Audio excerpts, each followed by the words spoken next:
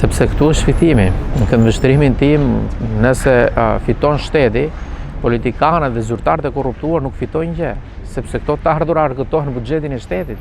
Është më thjesht që një qeveritar, një politikan, të hapi një kompani në emrin e dikujt që i beson, kompani private, ai të marri lejen e shfrytëzimit, të ndërtimit dhe operimit, dhe në fund fare, lekët i merr kush? Po i merr ky i privatit.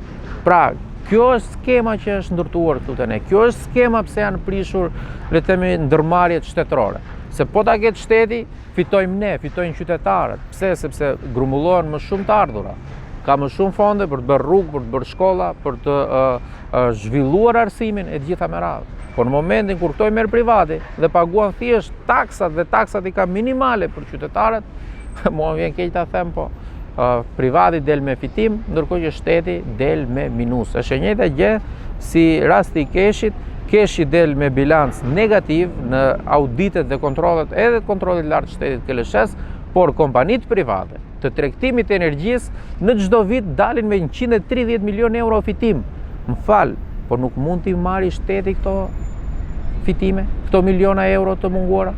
Pra, unë mendoj se gjitha kjo ka qenë plani mirë organizuar nga të gjitha qeveritë, nga vitet 90 dhe deri sot që flasim, pa i përjashtuar të gjitha partitë politike, pa i përjashtuar të gjithë politikanët që kanë qenë në qeveri dhe që janë, sepse kjo nuk ka asnjë lloj shpjegimi tjetër. Vetëm në Shqipëri, në të gjithë vendet ish komuniste ka ndodhur që të shkatërrohen masivisht çdo vepër publike e ndërtuar gjatë regjimit komunist dhe socialist, sepse u krijua fryma që e keqja janë këto vepra.